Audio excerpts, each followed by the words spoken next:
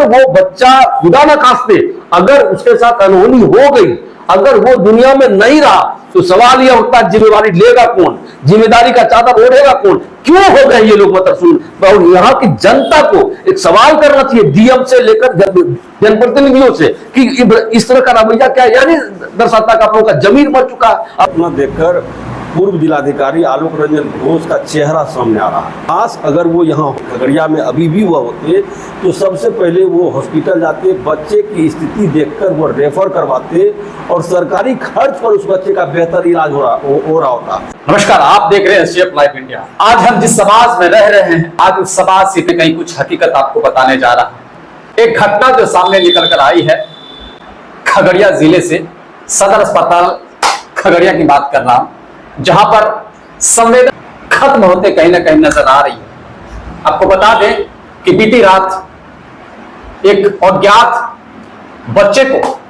किसी अज्ञात व्यक्ति द्वारा सदर अस्पताल खगड़िया में भर्ती कराया जाता है। इमरजेंसी में कह सकते हैं एक बेसिक इलाज होता है, उसके बाद उसको बेड पर भर्ती कराया जाता है।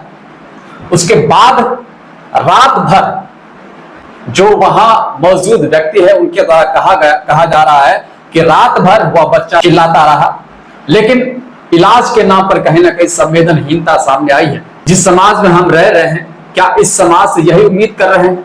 हम अगर किसी परेशानी में होते हैं तो क्या वह मुड़ के हमें देखेंगे नहीं? अब सवाल यह है कि जब यह घटना हो जाती है, बच्चे के साथ क्या हुआ नहीं हुआ इस पे हम नहीं जाएंगे, लेकिन जो बच्चे की स्थिति है अभी फिलहाल सदर अस्पताल में भर्ती है, उसकी स्थिति देखकर यह अंदाजा लगाया जा सकता है कि बच्चे के साथ कुछ ना कुछ हुआ है। लेकिन यह जांच का विषय। इस खबर को हम जरवाटा टाइम्स के पत्रकार ने प्रमुखता से रखा तो कहीं ना कहीं शासन प्रशासन में खलबली मच गई। आनंद फानन में जो डीएस है सदर अस्पताल को, उनके द्वारा चिकित्सकों का टीम गठित कर दिया गया। उसके बाद फिर बच्चे का इलाज शुरू होता है। आइए इस वक्त हमारे साथ जुड़े हैं राजेश सिन्हा जी, सीनियर जर्नलिस्ट है। जो सदर अस्पताल की घटना आपने सुनी भी होगी कि किस तरह से एक अज्ञात बच्चे को भर्ती कराया गया है और उसके इलाज के नाम पर जिस तरह से संवेदनहीनता दिखाई जा रही है, उस पर आप क्या कुछ कहना चाहेंगे? देखिए, उस बच्चे की तस्वीरें स्पष्ट कर रही है कि उसके साथ कोई बड़ी घटना घटी है। अब पुलिस वाले कह रहे हैं कि लोगों ने देखा ये किसी वाहन से उसे धक्का लगा, लेकिन उस बच्चे की स्थिति परिस्थिति देखकर यह कतई नहीं कहा सकता है कि वह दुर्घटना का शिकार हुआ है। उस मतलब तस्वीरें बयां कर रही है, वीडियो बयां कर रहा है कि उस बच्चे को कहीं न कहीं बुरी तरह से प्रताड़ित किया गया, टॉर्चर किया गया और फिर मरणासन अवस्था में उस एनएच पर छोड़ दिया गया ताकि उसे मतलब ये दुर्घटना का शिकार दिखाया जा सके। खुदा न खास्ते वो बच गया, वहां के लोगों ने पुलिस को सूचना दी और पुलिस ने उसे हॉस्पिटल में भर्ती कराया। सवाल यह उठ रहा है, कल 10 बजे की घटना है और आज लगभग 10 बजने को है। 24 घंटे में ना पुलिस यह पता कर सकी कि उसके साथ हुआ वास्तविक तौर पर क्या है, ना ही डॉक्टर ये पता लगा सके कि वो उस बच्चे के साथ क्या हुआ। ये गंभीर सवाल है कि ये 24 घंटे में सिर्फ मेडिकल टीम गठित हुई, उसमें भी तब जब सोशल मीडिया पर जनवार्ता टाइम्स ने प्रमुखता से इस खबर को दिखाया, उसमें भी तब जब युवा शक्ति के राष्ट्रीय कार्यकारी अध्यक्ष नागेंद्र सिंह त्यागी ने ये डॉक्टरों की संवेदना को झकझोरा, डॉक्टरों को झकझोरा, तब जाके वो अब बात कर रहे हैं। उससे पहले भी राजद के एक युवा नेता आए हुए थे वहां पर, रोशन कुमार नाम है उनका, वह भी आए थे कि रोशन कुमार राणा वो आए, नागेंद्र सिंह त्यागी आए। सवाल यह उठ रहा है कि जिनके कंधे पर खगड़िया की जिम्मेवारी है, मतलब डीएम तक आप लोगों ने सूचना दी, डीएम को स्वयं हॉस्पिटल आना चाहिए था। उस मरणासन बच्चे को बचाने के लिए आखिर क्यों नहीं लोग आगे आ रहे हैं? डीएम जिला के मालिक होते हैं। जो बच्चे की स्थिति है, ऐसी स्थिति में जिलाधिकारी को क्या करना चाहिए? इस तरह की घटना देखकर पूर्व जिलाधिकारी आलोक रंजन घोष का चेहरा सामने आ रहा है।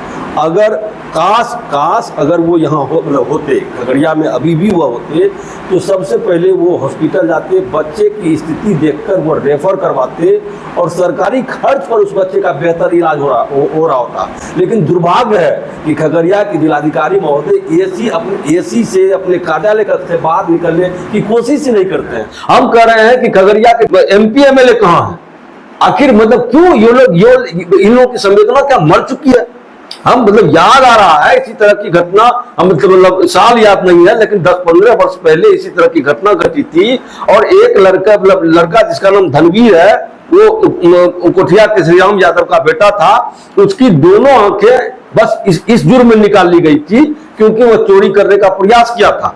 उस समय भी डॉक्टरों का यही रवैया था जो रवैया आज के डेट में देखने को मिल रहा है। उस समय भी जब खबर चली तो इन लोगों की संवेदनाएं जगी, फिर इस लड़के को मतलब ये रेफर किया गया। हम यहाँ मतलब खगड़िया में आप ये एक तरफ कह रहे हैं कि मरणासन स्थिति में है, दूसरी तरफ डॉक्टर मतलब उसे रेफर करने को तैयार नहीं है, जबकि आपके खगड़िया सदर अस्पताल में एक भी सर्जन नहीं है, एक भी चिकित्सक टाइम पर बैठते नहीं है।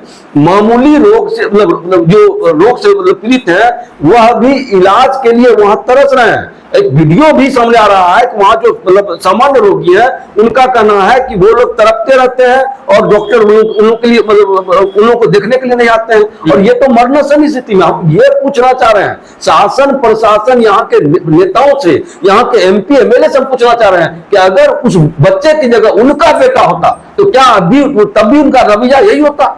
अरे संवेदना को जगाइए या ठीक है, आप पदाधिकारी हैं, आप नेता है, वो नेता जो भी है, आप कम से कम आप इंसान है, इसका परिचय तो दीजिए। अगर वो बच्चा खुदा न खास्ते अगर उसके साथ अनहोनी हो गई, अगर वो दुनिया में नहीं रहा तो सवाल यह उठता है जिम्मेवारी लेगा कौन, जिम्मेदारी का चादर ओढ़ेगा कौन? क्यों हो गए ये लोग मतलब सुन। और यहाँ की जनता को एक सवाल करना चाहिए DM से लेकर जनप्रतिनिधियों से कि इस तरह का रवैया क्या यानी दर्शाता है कि आप लोगों का जमीर मर चुका है, आप लोगों की संवेदनाएं मर चुकी है। तो आपने सुन लिया सीनियर जर्नलिस्ट राजेश सिन्हा ने क्या कुछ कहा। इस झकझोर देने वाली घटना पर आप अपनी राय और प्रतिक्रिया जरूर दीजिएगा कि आपका क्या कुछ कहना है। अगर संवेदना आपकी जगी है तो कहीं ना कहीं इस वीडियो को शेयर भी कीजिएगा ताकि वैसे लोगों तक पहुंचे और वैसे इनके परिजनों तक पहुंचे। फिलहाल इस वीडियो में इतना है।